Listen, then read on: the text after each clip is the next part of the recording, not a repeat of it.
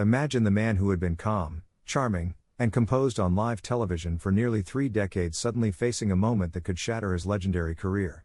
Johnny Carson, the undisputed king of late-night television, almost walked away from everything because of a single interview. Audiences never realized that behind the laughter and witty conversation lay a test so intense it made even Carson tremble. A literary legend, famous for his eccentricity and extraordinary talent, appeared on stage nearly out of control. Within 30 minutes, The Tonight Show turned into a live disaster. Capote rambled, jumped between topics, revealed shocking details, and Carson, a symbol of calm, struggled to save the show from collapse. Did you know that a single mistake on live television could ruin a decade of Carson's hard-earned reputation?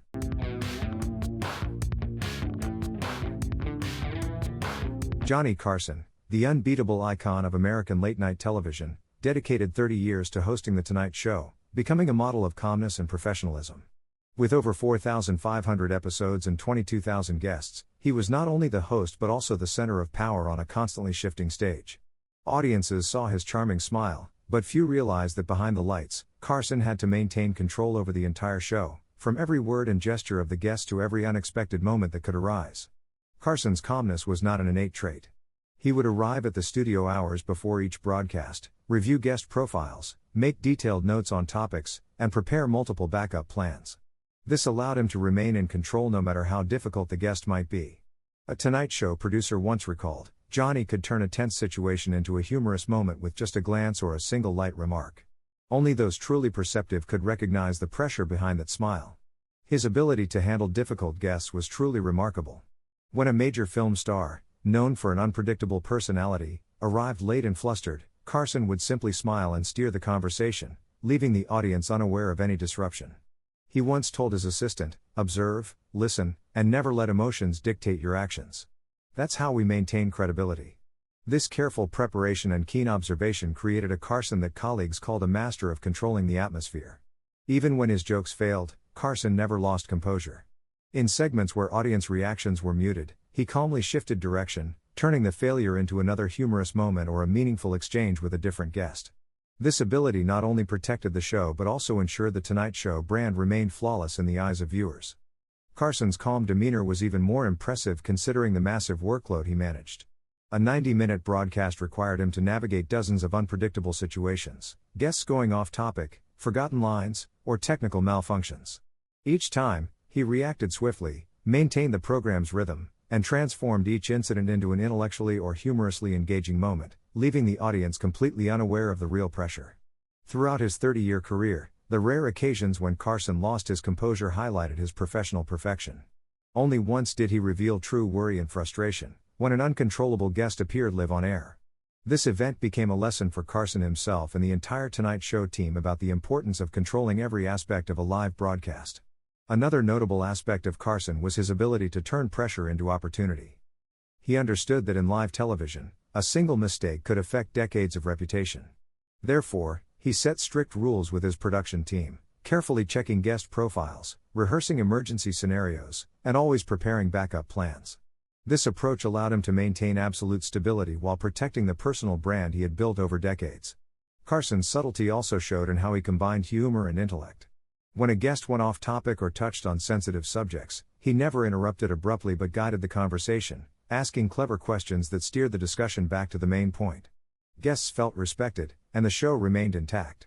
This skill, not easily noticed, became a hallmark of Carson's calm authority, commanding yet warm, controlling yet never overbearing.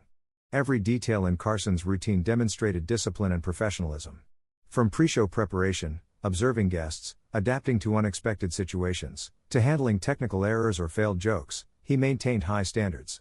This made him a role model admired by generations of late-night hosts who followed.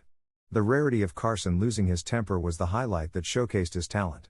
Most audiences never saw him angry or flustered, they only witnessed a perfect Carson.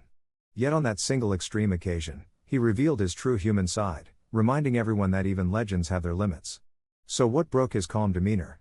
The answer lies in Carson's approach: meticulous preparation, keen observation, and constant readiness to adapt. His calmness was the result of a lifetime of discipline, and only when faced with an extreme situation did he reveal his human side, allowing viewers to truly appreciate the perfection and value he brought to every moment on live television.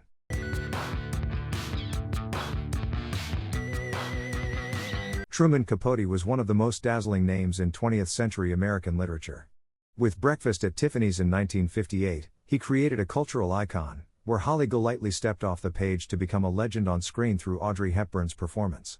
By 1966, Capote secured his unique position with In Cold Blood, the first true crime literary masterpiece, exposing a real murder case with chilling detail.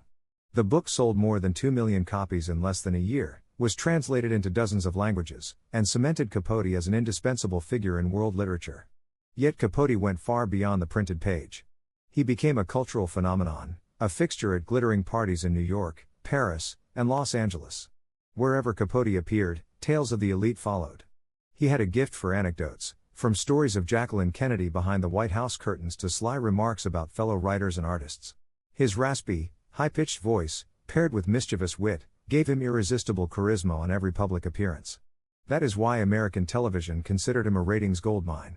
He did not sing, dance, or perform magic tricks, yet whenever Capote took the guest chair, audiences glued themselves to the screen, waiting to hear which secret he might reveal next. His wit could border on sharp satire, but it always carried charm that kept viewers captivated. Johnny Carson recognized this early on.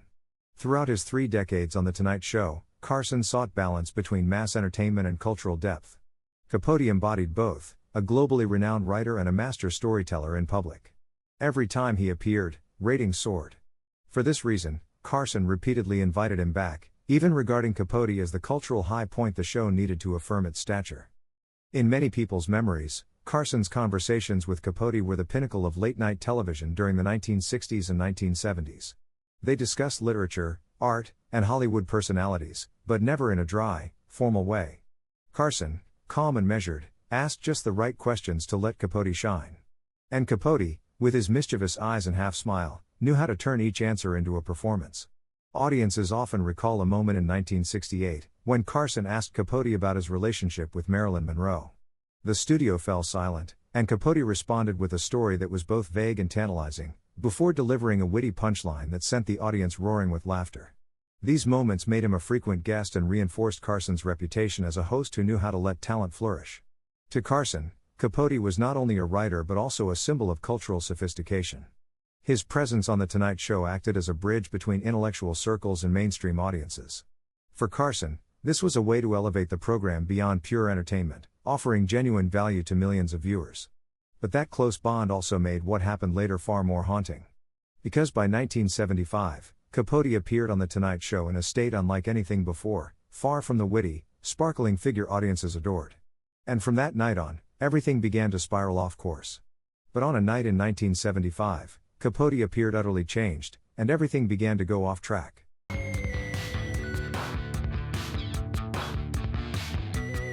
Truman Capote was famous for his witty and mischievous style whenever he appeared on television. But on one evening in 1975, as the backstage door of The Tonight Show opened, the audience immediately sensed something unusual. Capote walked in unsteadily, almost leaning on his assistant's arm for support. His shiny blue velvet jacket glittered under the lights, yet it could not conceal the loss of control in every step. The production team, who had dealt with thousands of unpredictable guests, could not hide their concern. A technician later recalled that the moment he saw Capote staggering down the hallway, he knew the night would not go as planned. The assistant practically had to guide him to the waiting chair, adjust his microphone, and repeatedly remind him to stay seated.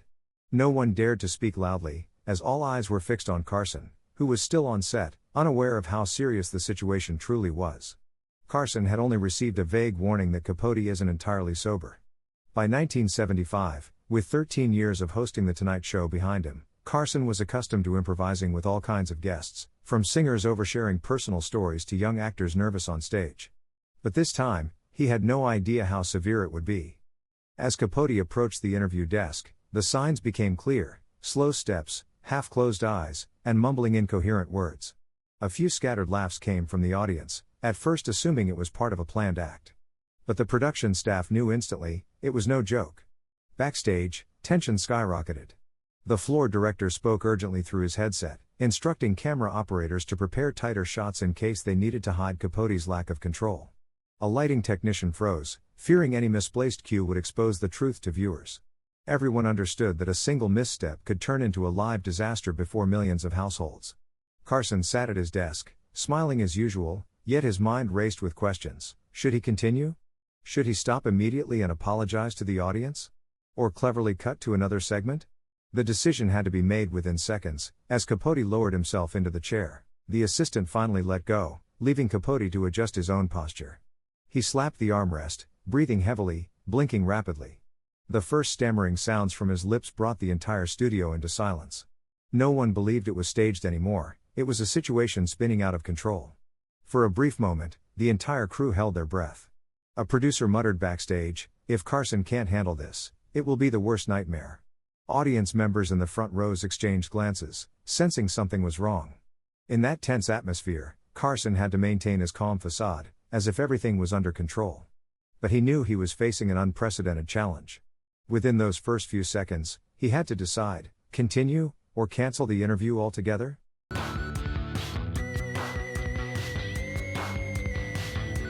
The studio lights shone down, the audience erupted in applause, and Truman Capote stepped onto the hot seat in front of Johnny Carson. Within just a few minutes, the familiar atmosphere of The Tonight Show quickly turned into a dangerous gamble. Capote, instead of starting with his usual witty greeting, slipped into a string of rambling stories with no beginning or end. He spoke of lavish parties, mixed with private anecdotes that the audience could hardly piece together. More than a few people in the studio exchanged glances, wondering if this was a prepared sketch or if Capote was truly losing control. Carson, with the experience of a man who had presided over thousands of conversations, immediately took on the role of timekeeper. He cut in with short questions, trying to steer the conversation back on track. But Capote, instead of answering directly, kept straying off topic. He rambled about fellow writers, then suddenly dropped cryptic comments about the private lives of a few Hollywood stars who happened to be sitting in the audience. The room began to stir. The cameras panned quickly, catching the uneasy faces of the audience, mixed with a few awkward chuckles. Carson kept his smile, but his eyes seemed to be calculating every move. He repeated his questions, softened his tone, and shifted toward a safer subject, the book Capote had just released. Yet only seconds later, Capote suddenly blurted out a sensitive accusation about a powerful figure in publishing. The words made the entire studio hold its breath. Carson understood that if he let his guest continue, the program might spiral into disaster on live national television. He began juggling with masterful skill, breaking Capote's stories into fragments, weaving in witty remarks to diffuse the tension, and signaling the audience with glances and gestures to applaud. In that moment, Carson truly embodied a master juggling a shattered plate in mid-air. Every word that fell from Capote's lips was like a shard of glass, and Carson had to maneuver quickly to keep them from exploding across the stage. But as the segment dragged on, Capote lost more and more control. He repeated contradictory statements, at times even turning to interrogate Carson as though he were the host. Carson, after several attempts to calm the chaos, was finally forced to make a difficult decision. As the studio reeled from one of Capote's barbed remarks, Carson suddenly lowered his voice but spoke with firm finality. "You won't believe the order Carson gave that left the entire crew stunned." He turned to the team, emphasizing every word, "Get him out of here now." In that instant, the studio froze. No one could believe that Carson, famous for his calm, polished demeanor, would issue such a sharp command. The assistants rushed forward. Capote tried to protest, but the blaring commercial music drowned out the rest. During the brief break, Carson stood and walked off the stage, disappearing behind the curtains. It was one of the rare moments when he revealed exhaustion and fragility right in the middle of a live broadcast. The audience in the studio saw only the back of America's #1 host fading into the velvet drapes. When he returned a few minutes later, Carson had regained his composure, continuing the show as if nothing had happened. But for the crew, for those present that night, and even for Capote himself, that evening became an unforgettable marker, the night when a television legend was forced to wield his ultimate authority to save the program from collapsing in front of millions of viewers.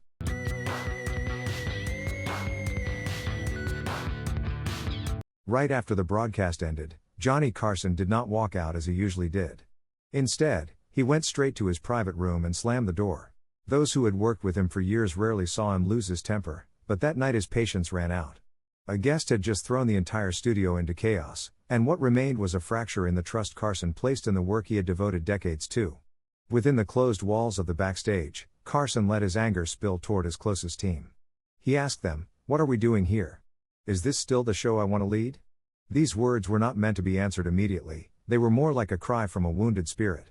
The man once hailed as the king of late night suddenly questioned the meaning of his work, and even doubted whether he could continue hosting a program that millions of American families had built into their nightly routine. His anger did not stay private. Just days later, at NBC headquarters, an emergency meeting was held. Executives, producers, and senior managers gathered in one room. Carson sat in the center, his eyes cold and sharp. Gone was his trademark humor. Instead, he declared bluntly, "I will not tolerate disrespect on my stage. If NBC wants me to continue, every guest must be strictly screened." The demand sounded simple but struck at the network's pride. The Tonight Show had always been famous for its spontaneity and surprises. Carson's insistence on tighter guest control meant changing how the program operated. Those in the room remembered the way Carson emphasized each word. Silence fell instantly. A few executives considered objecting, but everyone understood that Carson was the heart of the show. If he left, the audience could turn away, and NBC would lose its golden goose. In the end, his request was accepted without a single open protest. But the tension did not stop there. Carson made an even more shocking decision: to erase the recording of that fateful night. For the staff, it was like thunder on a clear day. Throughout his career, Carson had endured awkward moments with guests, but never once had he asked for material to be destroyed. Archived episodes were considered part of American television history. This time, however, he was firm: no copy can exist. "I want it erased as if it never happened." The decision sparked debate within the team. Some editors argued that deleting the episode meant losing valuable material, but Carson would not budge. To him, erasure was the only way to protect the show's reputation and shield himself from a humiliating memory. In all his years on air, no guest had ever pushed him to such an extreme. For Carson, that night marked a dividing line. He no longer viewed his job as simply entertaining viewers. It was a responsibility, a matter of honor, and anyone stepping on that stage had to respect its rules. When his trust was broken, he was willing to use his ultimate authority to defend his legacy. Even legends have nights when they want to disappear. And you'll see, Carson did not forgive disrespect. Those who attended the NBC meeting that day never forgot Carson's expression: restrained yet resolute, with eyes that never wavered. The story of the erased recording later circulated within television circles, serving as proof of his uncompromising standards. Carson went on to host The Tonight Show for many more years, but the memory of that night stayed etched in his mind. It reminded him that behind the laughter and glamour, television also carried harsh realities. And sometimes, to protect a legacy, one must sacrifice a piece of history itself.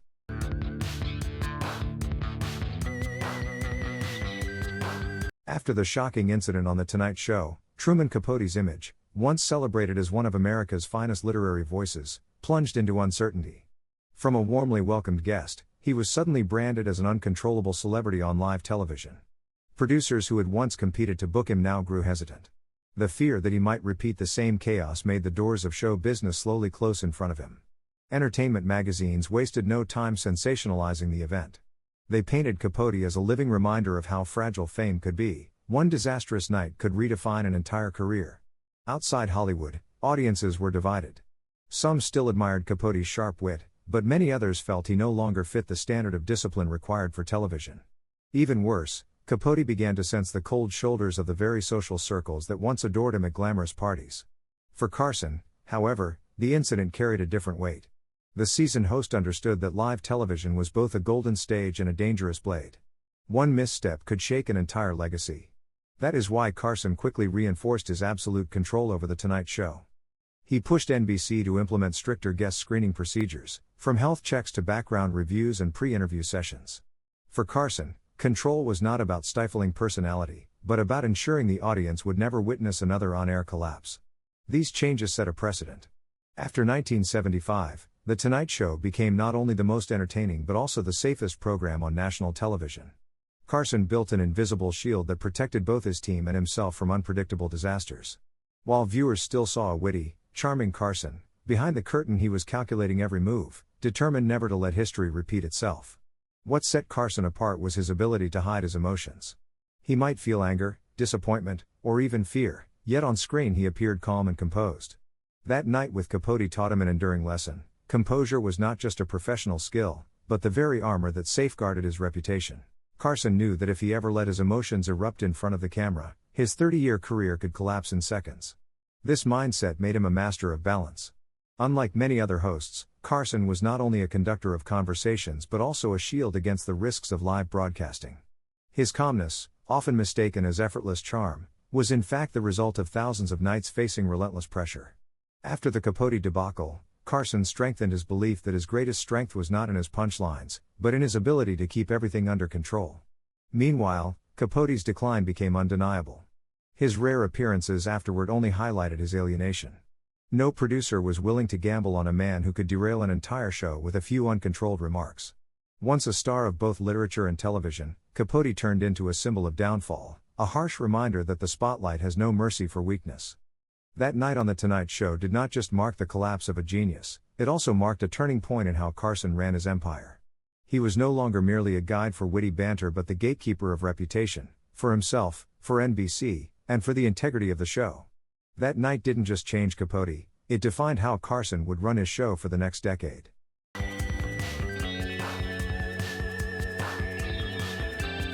Carson turned what seemed like a looming disaster into a golden turning point, where he cemented his authority and set new standards for late-night television. What the audience never realized was that behind his calm smile, there were moments when Carson truly considered walking away. And yet, he stood tall, ensuring that millions watching at home saw nothing but flawless professionalism. That was the true strength of a legend, transforming anxiety into composure, turning crisis into triumph. It was this resilience that made that night one of the most unforgettable, untold stories in television history. Do you find these behind-the-scenes secrets as fascinating as we do? Make sure to subscribe, turn on the notification bell, and share this video with your friends, so you'll never miss the shocking truths hidden behind the lives of the stars you thought you already knew.